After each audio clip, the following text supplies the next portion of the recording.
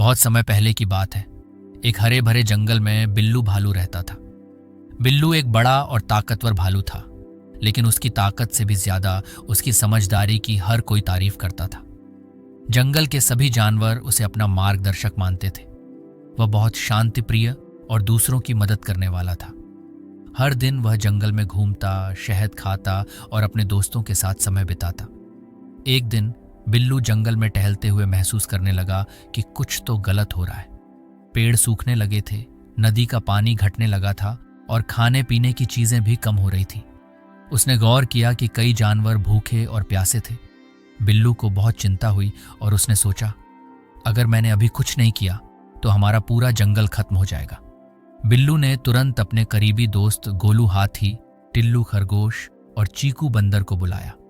उसने उन्हें बताया, जंगल में कुछ गड़बड़ हो रही है, हमें इसका हल ढूंढना होगा, वरना हम सब मुश्किल में पड़ जाएंगे।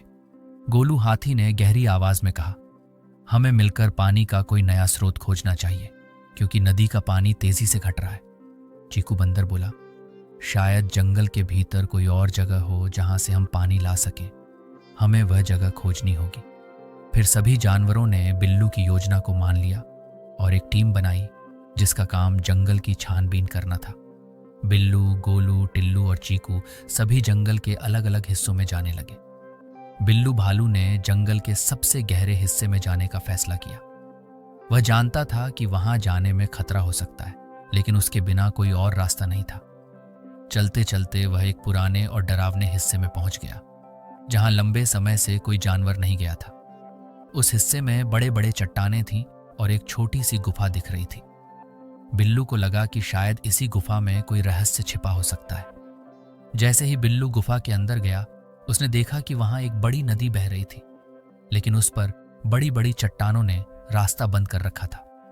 बिल्लू समझ गया कि यह पानी जंगल तक पहुंच सकता है अगर वह चट्टानों को हटा सके, पर यह काम आसान नहीं था।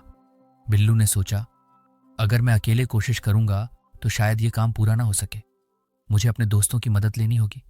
बिल्लू ने तेजी से वापस लौटकर गोलू, टिल्लू और चीकू को सब कुछ बताया। चारों ने मिलकर एक योजना बनाई। गोलू हाथी की ताकत का इस्तेमाल करके वे चट्टानों को हटाने का काम करेंगे और बाकी जानवर पानी को जंगल की ओर मोड़ने के लिए नहर खोदेंगे।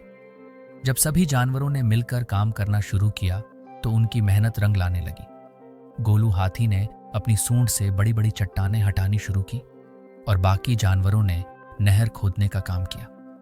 कुछ ही दिनों में उन्होंने वह नहर तैयार कर दी, जिससे पानी जंगल में बहने लगा। धीरे धीरे पानी की कमी खत्म हो गई और जंगल फिर से हरा भरा होने लगा। पेड़ फिर से लहराने लगे और फलों से लदे हुए दिखने लगे। जानवरों के चेहरों पर खुशी लौट आई। बिल्लू और उसके दोस्तों ने एक बड़ी समस्या का हल ढूंढा था।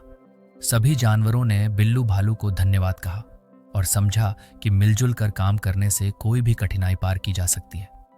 बिल्लू की समझदारी और टीम की मेहनत से जंगल फिर से जीवन से भरपूर हो गया। इस कहानी से हमें यह सीख मिलती है कि किसी भी समस्या का हल निकालने के लिए एकता और सहयोग सबसे बड़ी ताकत होती है। अगर हम मिलकर काम करें तो कोई भी मुश्किल हल की जा सकती है।